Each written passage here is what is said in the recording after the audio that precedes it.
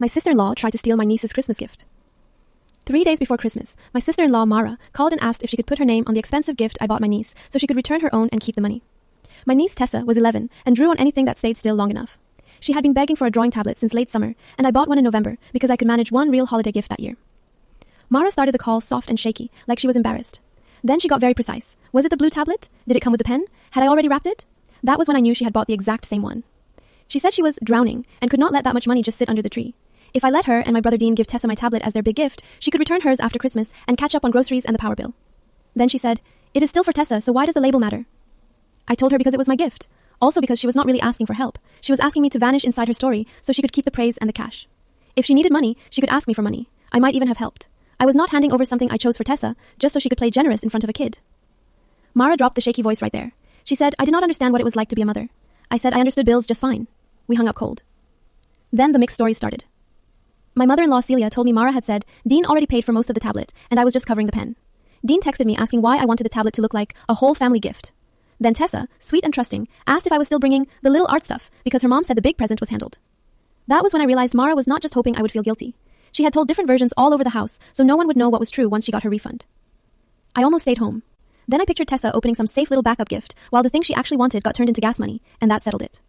I wrapped the tablet in bright paper and taped the card on hard. For Tessa, love, Aunt Nora.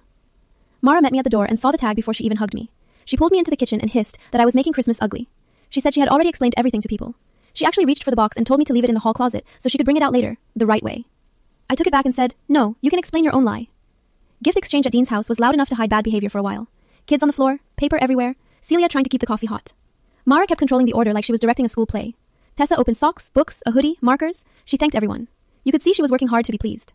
Then Mara said, "Too bright. Okay, now the big one from Mom and Dad." Tessa opened a long flat box and found a ring light and a cheap phone stand. Useful maybe, but not the thing she had been dreaming about. She smiled anyway because she was a good kid. Before Mara could smooth it over, I handed Tessa my box. She read the tag out loud. She opened it, saw the tablet, and just froze. Then she started crying on the rug and threw both arms around me. Not bratty tears, shocked tears. The kind that happen when a kid realizes someone really listened. That should have been the moment. Mara gave this thin little laugh and said, "Well, great, I can return ours tomorrow." The room went quiet. Dean looked up first and said, "Ours?" Mara started talking fast. She said I knew. She said we had discussed it. She said I offered because they were short on money. I said that was not true. Celia put down her mug and said, very calm, "You told me Dean already paid for it." Dean turned to her and said, "You told me Nora wanted this to look like it came from all of us." Then Tessa, still clutching the box, said in this small, confused voice, "Mom told me Aunt Nora was only getting the case." You could actually watch everyone realize she had lied in a different direction each time.